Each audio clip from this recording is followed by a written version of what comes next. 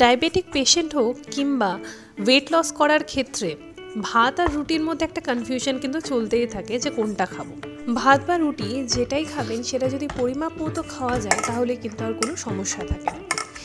এবার রুটির ক্ষেত্রে যদি বলি যে শুধুমাত্র আটার রুটি খেলে অনেক সময় আমরা একটা বা দুটো রুটি খেয়ে থাকি সেই পরিমাণটাকে ম্যানেজ করার জন্য, কিন্তু তাতে পেট ভরে না। তাই আজকে আমরা যেভাবে রুটি বানানোটা দেখাচ্ছি সেইভাবে আপনারা যদি বাড়িতে বানান তাহলে যেরকম পেটও ভরবে সেরকম শরীরও সুস্থ থাকবে। আজকে আমরা রুটিটা বানাচ্ছি মূলত মাল্টিগ্রেন রুটিরই একটা কাইন্ড অফ আদার ভার্সন বলা যেতে পারে, যেখানে আমরা প্রথমে ইউজ করছি প্লেন জলের বদলে ছানার জল বা ওয়ে ওয়াটার যেটাকে বলা হয়। এটার ক্ষেত্রে কি হবে যে এই জলটা কিন্তু ভীষণভাবে আমরা নর্মালি ফেলে দিই, বাট এই জলটা কিন্তু হাই প্রোটিন কন্টেন্ট থাকে। তো এই জলটার মধ্যে আমরা এখানে আটাটা মাখবো। তো এখানে আমরা শুধু আটা ব্যবহার করছি না, প্রথমে ব্যবহার করছি আমরা ওটস। এই জলটার মধ্যে আমরা ওটস আর সুজি এই দুটোকে কিছুক্ষণ সোক করে রেখে দেবো, এটা ভিজিয়ে থাকবে।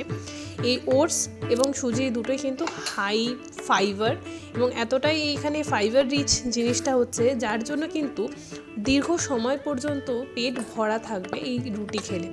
আর আপনি যদি নর্মালি 2 কি 3টে রুটি খেয়ে থাকেন, এখানে কিন্তু অনায়াসে 4টে রুটি আপনি 4 থেকে 5টা রুটি খেতে পারেন যতটা আপনার পেটে ধরবে।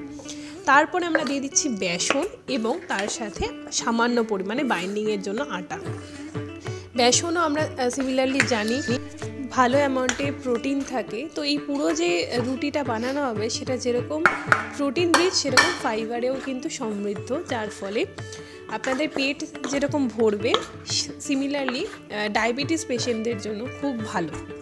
তো অবশ্যই বাড়িতে রুটি নর্মাল যে আমরা আটা মেখে রুটি বানাই তার বদলে আপনারা কিন্তু এইভাবে রুটি বানাতে পারেন এবং সেটা খেয়ে আপনাদের রেজাল্ট কেমন লাগলো খেতে, এবং এটা খেতেও কিন্তু খুব সুন্দর লাগে। তো অবশ্যই ট্রাই করবেন, আমাকে জানাবেন এই হেলদি রুটি আপনাদের কেমন লাগলো। ভিডিওটি পছন্দ হলে লাইক করতে ভুলবেন না, শেয়ার করবেন আপনার আত্মীয় পরিজন বন্ধুবান্ধব সকলের সাথে। সকলে সুস্থ থাকবেন, দেখতে থাকবেন ব্রেকফাস্ট ম্যাজিক্যাল কিচেন। আজকের মতন এই